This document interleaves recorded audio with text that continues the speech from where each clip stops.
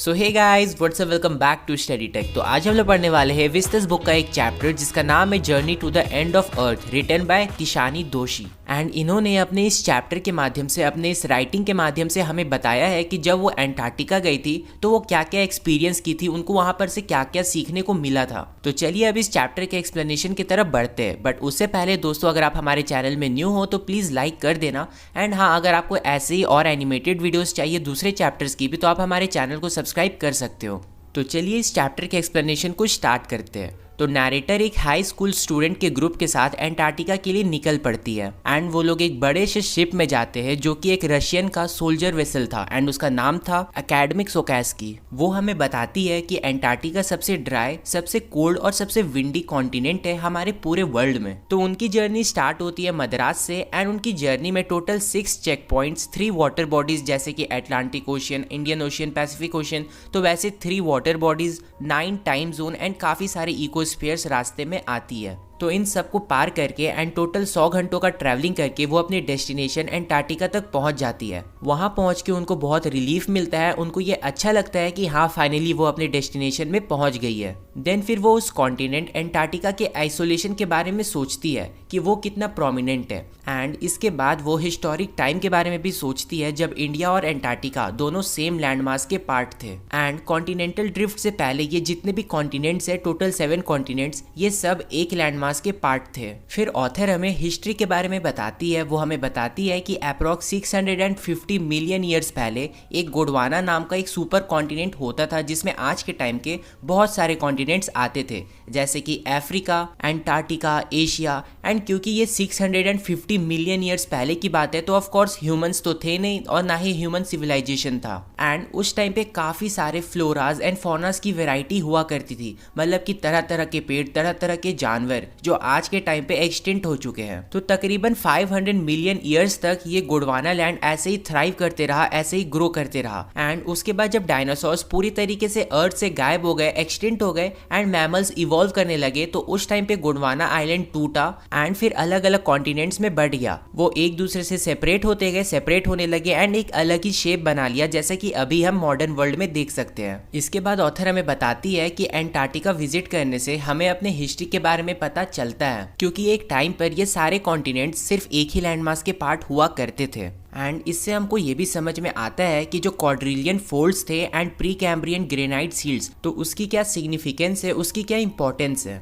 जैसे कि गोंडवाना लैंड से जब इंडिया अलग हुआ था एंड फिर कैसे एशिया में जाकर के इंडिया टकराया था, उससे मर्ज हुआ था, तो कैसे हिमालय फॉर्म हुए थे। एंड इससे हमें क्वाड्रिलियन फोल्ड्स का कॉन्सेप्ट समझ में आता है, लाइक कि फॉर एग्जाम्पल कैसे माउंटेन्स फॉर्म होते हैं, कैसे प्लेटूज फॉर्म होते हैं। 500 मिलियन ईयर्स पहले ग्रेनाइट शीट मतलब कि लैंड कैसा हुआ करता था, ओजोन का क्या इंपॉर्टेंस था, इवोल्यूशन एंड एक्सटिंक्शन के बारे में भी ये कॉन्सेप्ट हमें बताता है, कैसे डायनासोर एक्सटिंक्ट होते गए एंड कैसे ह्यूमंस इवॉल्व करते गए। तो इन्हीं सब चीजों के बारे में हमें वहां पर जाकर के समझ में आता है। फिर ऑथर हमें ये भी बताती है कि पहले जैसे इंडिया गोंडवाना लैंड से डिटैच होकर के एशिया में अटैच हुआ था एंड फिर उसके कोलिजन से हिमालयस फॉर्म हुए थे, तो ठीक वैसे ही जब साउथ अमेरिका गोंडवाना लैंड से अलग हुआ था तो ड्रेक पैसेज खुल गया था और उसके बाद कोल्ड सर्कमपोलर करेंट्स फ्लो होना स्टार्ट हो गई, जिसके कारण एंटार्क्टिका इतना ज़्यादा ठंड हो गया उन कोल्ड करेंट्स के कारण, उन ठंडी हवाओं के कारण, एंड इतना अलग हो गया हमारी वर्ल्ड से। इसके बाद ऑथर हमें बताती है कि वो साउथ इंडिया से बिलोंग करती थी जो कि यूजुअली बहुत ज़्यादा वार्म है। वो जहाँ रहती थी वो बहुत वार्म जगह था एंड जब वो वहाँ से एंटार्क्टिका जाती है जहाँ पर वर्ल्ड का 90% आइस है, तो वो उनके लिए एक बहुत ही चिलिंग प्रोस्पेक्ट था, मतलब कि एक काफ़ी अलग, काफ़ी थ्रिलिंग एंड काफ़ी डरावना एक्सपीरियंस, क्योंकि ऑफ कोर्स उनकी बॉडी उस ठंड को एंड उस क्लाइमेट को अडॉप्ट नहीं कर पाती। साथ ही में ये जगह इतना अलग था कि उन्होंने कभी ऐसा इमेजिन भी नहीं किया था। एंड फिर वो हमें ये भी बताती है कि जब वहां पर वो वॉक करती है तो उन्हें ऐसा लगता है कि वो एक बड़े से व्हाइट कलर के पिंग पोंग बॉल में वॉक कर रही है, क्योंकि वो सिंपली एक बहुत बड़ा सा लैंडमास है जिसमें सिर्फ और सिर्फ आइस है और कुछ भी नहीं। एंड साथ ही वहां पर कोई भी ह्यूमन मार्कर्स भी नहीं है, मतलब कि ह्यूमन की बनाई हुई चीज जैसे कि मॉन्यूमेंट, बिल्डिंग्स, ह्यूमन के bill board, sign boards and etcetera. And यहाँ पर आकर के हमें ऐसा लगता है है कि हम अर्थ से बहुत अलग मीन्स जगह में आ गए, मतलब कि वहाँ पर ऐसा लगता ही नहीं है कि हम लोग अर्थ में हैं। अर्थली सेंस वहाँ पर जाने के बाद खत्म हो जाता है। और तो और यहाँ पर माइक्रोस्कोपिक से लेकर के माइटी दोनों तरह के लिविंग ऑर्गेनिज्म है, जैसे कि एक बहुत छोटे बग से लेकर के एक बहुत बड़ी ब्लू व्हेल तक। यहाँ पर के बड़े बड़े आइसबर्ग्स उन कंट्री के इतने होते हैं। एंड यहाँ पर जो दिन होता है वो पूरा 24 आवर्स का होता है, मतलब कि समर के टाइम में यहाँ पर 24 आवर्स उजाला रहता है, रोशनी रहती है, नाइट नहीं होता है। एंड विंटर्स के टाइम में वहीं पर 24 आवर्स डार्कनेस ही रहती है। यहाँ पर हर टाइम एक ह्यूबिक्योटिक साइलेंस होता है, मतलब कि किसी भी तरह का यहाँ पर शोर शराबा नहीं है। बस कभी कभी जब एवलांचेस आ जाते हैं, मतलब कि जब स्नो स्लाइड करती है या फिर कभी कभी जब स्नो वहाँ पर टूटता है, तो बस सिर्फ उसी की आवाज आती है। एंड उसके अलावा यहाँ पर सिर्फ और सिर्फ साइलेंस ही होता है। एंड इसीलिए जब हम यहाँ पर आते हैं तो हम अपने अर्थली सेंस को खो देते हैं, हमें ऐसा लगता ही नहीं है कि हम अर्थ में हैं। एंड यहाँ पर आने के बाद हम अपने अर्थ के जियोलॉजिकल हिस्ट्री को और भी अच्छे तरीके से जानने लगते हैं एंड उसको समझने लगते हैं। एंड उस हिस्ट्री से, उस जियोलॉजिकल हिस्ट्री से हम रिलेट कर पाते हैं। एंड यहाँ पर आने के बाद हमें अर्थ के बारे में ऐसे कुछ भी फैक्ट्स पता चलते हैं जो हमें जानकर अच्छा नहीं लगता है। फॉर एग्जाम्पल, हमारे ह्यूमन सिविलाइजेशन को अर्थ पर आए 12,000 साल भी नहीं हुए हैं, जिससे ये पता चलता है कि हमारी अर्थ उतनी पुरानी नहीं है। लेकिन फिर भी हमने इतने छोटे से टाइम में कितना डिस्ट्रक्शन फैला दिया है। हमने नेचर को डोमिनेट करना स्टार्ट कर दिया है। हम लगातार डेवलपमेंट के नाम पर पेड़ों को काटते जा रहे हैं, वाइल्ड लाइफ को डिस्ट्रॉय कर रहे हैं, पेड़ों को काट रहे, फॉरेस्ट को हटा रहे, पॉपुलेशन लगातार बढ़ते जा रही है। एंड हम लिमिटेड नेचुरल रिसोर्सेज को ख़त्म करते जा रहे हैं, फॉसिल फ्यूल्स को भी ख़त्म कर रहे हैं, जिसके कारण एटमॉस्फेयर में एक कार्बन डाइऑक्साइड का एक ब्लैंकेट बन गया है, जिसके कारण हमारी अर्थ की टेम्परेचर लगातार बढ़ते जा रही है एंड ग्लोबल वार्मिंग हो रही है। इसके बाद ऑथर हमें बताती है कि अभी के टाइम पे क्लाइमेट चेंज एक बहुत बड़ा एंड इम्पॉर्टेंट टॉपिक बन गया है। एंड साथ ही साथ ऐसा भी हो सकता है कि एंटार्क्टिका की वेस्ट साइड के जितने भी आइस है वो मेल्ट हो जाए इसी ग्लोबल वार्मिंग के कारण, जिससे हमारे अर्थ का एंड भी हो सकता है। तो ऐसा हो भी सकता है एंड नहीं भी हो सकता है, लेकिन फिर भी जो एंटार्क्टिका है वो हमारे लिए बहुत इंपॉर्टेंट जगह है। अब क्यों? क्योंकि वहां पर कभी भी कोई भी ह्यूमन सिविलाइजेशन नहीं रहा है एंड वो एक प्योरेस्ट फॉर्म है अर्थ में। वो बहुत क्लीन है, प्योर है, जहां पर ह्यूमंस ने कोई भी डिस्ट्रक्शन नहीं फैलाया है।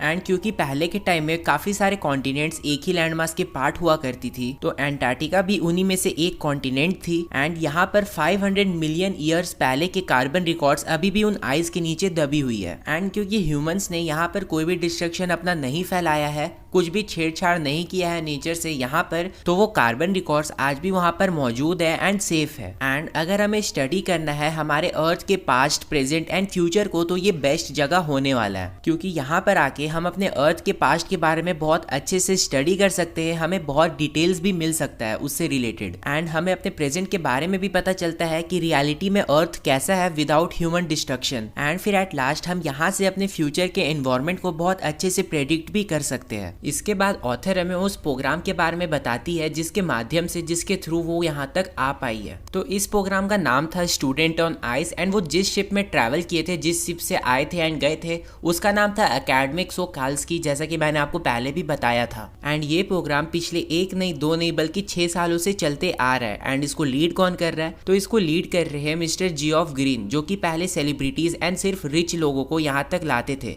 लेकिन उसके बाद इन्होंने हाई स्कूल्स के स्टूडेंट एंड उसके टीचर्स को यहाँ पर लाना स्टार्ट कर दिया। एंड ऐसा उन्होंने इसलिए किया क्योंकि उनका ये मानना था कि बूढ़े लोगों को वहाँ पर अगर वो लेके आए एंड सब चीज़ के बारे में एक्सप्लेन किए, हर चीज़ को समझाया उनको, तो उससे उनको कुछ ज़्यादा फ़ायदा नहीं मिलेगा, उसको इस अर्थ को फ़ायदा नहीं मिलेगा। लेकिन वहीं अगर अब वो उन हाई स्कूल के बच्चों को यहाँ तक लेके आएंगे तो उनको काफ़ी ज़्यादा नॉलेज मिलेगा, काफ़ी कुछ सीखने को भी मिलेगा, उनके माइंड में एक नई अंडरस्टैंडिंग पैदा होगी, उनको अपने प्लानट के हिस्ट्री के बारे में पता चलेगा, जिससे उनका जो प्लानट से रिलेशन है वो और भी ज़्यादा मजबूत होगा। वो अपने प्लानट को, हमारे अर्थ को रिस्पेक्ट करना सीखेंगे। एंड आफ्टर ऑल यही स्टूडेंट्स वो लोग होंगे जो आगे करके पावर्स में आएंगे, मतलब कि यही स्टूडेंट्स आगे जाकर के पॉलिसी मेकर्स भी बनेंगे, मतलब कि वो इस संसार के फ्यूचर को शेप करेंगे। एंड इसीलिए उन्होंने प्रेफर किया हाई स्कूल के बच्चों को, रैदर देन कि रिच, ओल्ड एंड जो भी सेलिब्रिटीज लोग होते हैं। इसके बाद ऑथर हमें ये भी बताती है कि ये जो प्रोग्राम है ये इतना ज़्यादा सक्सेसफुल है,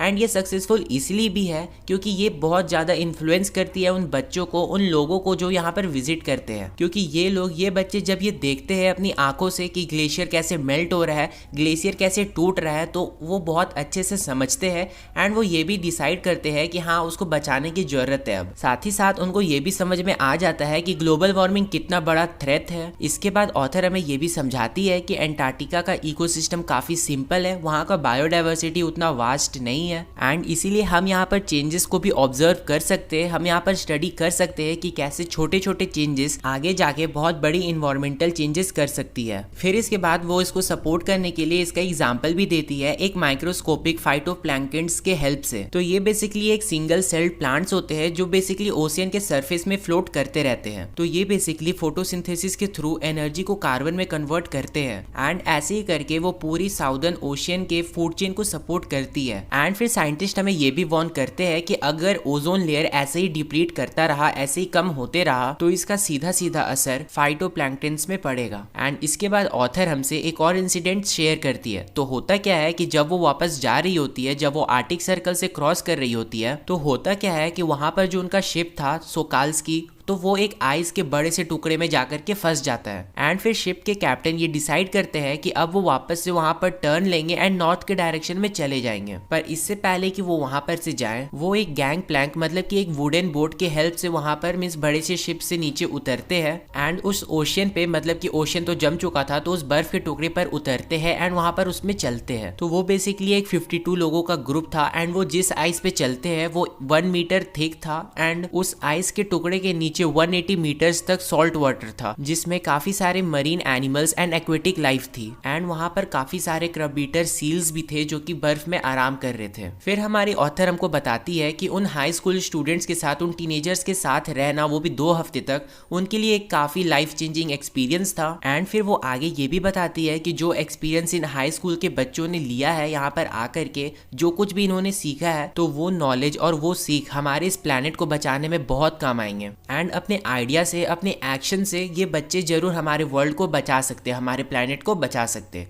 तो यहाँ खत्म होता है हमारा ये प्यारा सा चैप्टर। उम्मीद है आपको एक्सप्लेनेशन पसंद आया होगा, एंड अगर आया है तो प्लीज एक लाइक कर देना, सब्सक्राइब भी कर ही देना।